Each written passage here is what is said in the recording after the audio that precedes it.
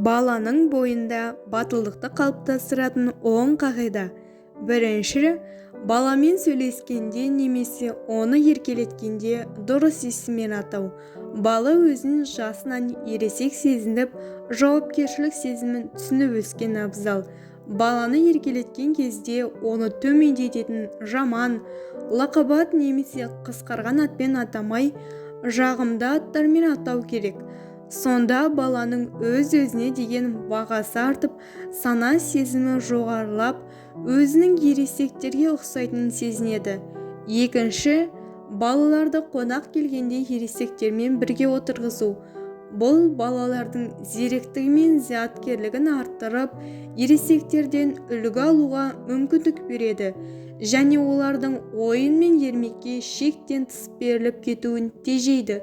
Үшінші, балаларға ата-бабамыздың елін қорғаған есіл ерлігі және имандылық қасиеттері жайлы әңгімелерді құлағына құйып өсіру.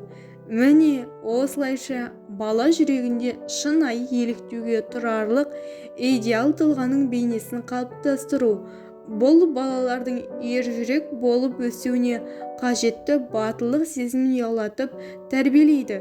Төртінші, көпшілік ортада баланы жасытпай, кемсітпей, білмейтін, әлі де жасай алмай жүрген іс-әрекеттерін басқа балалармен салыстырмалы түрде қарап баға бермеңіз.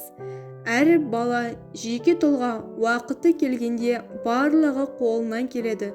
Тек сабыр етіп, лайықты құрмет көрсету керек.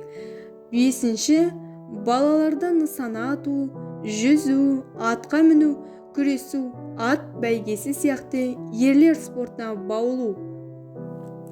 Алтыншы, ер баланы нәзіктік пен әйел табиғатына тән сипаттардан аулақ ұстау. Ердің әйелге, әйелдің ерге ұқсауы шариғатта харам нәрсе болып саналады. Сондықтан баланың қылығы, киімі әйел затына ұқсап кетуінен барынша сақтану керек.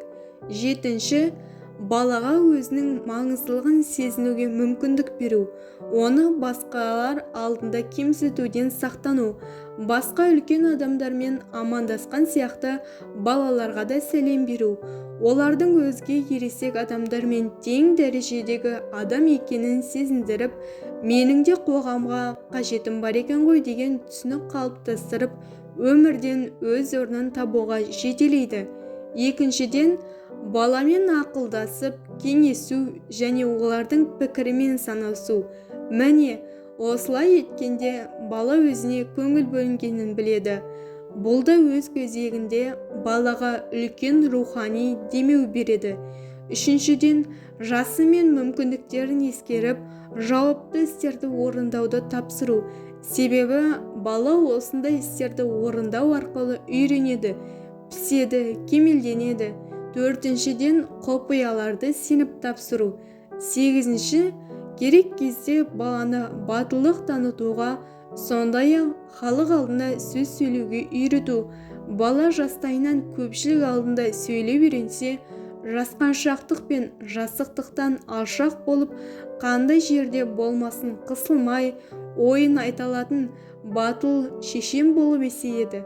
Тоғызыншы, баланы шектен шыққан сән-салтанат, жайлылық, жалқаулық, есепсіз жұмсалатын қаражаттан, жұмыссыздықтан аулақ ұстау.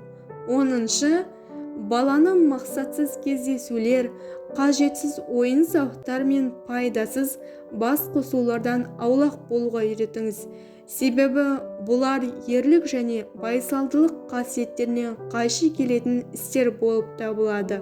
Уақытты қажетсіз бос нәрселерге жұмсап үйренген бала өмірлік маңызды істерде тиянақсыз болып шығады.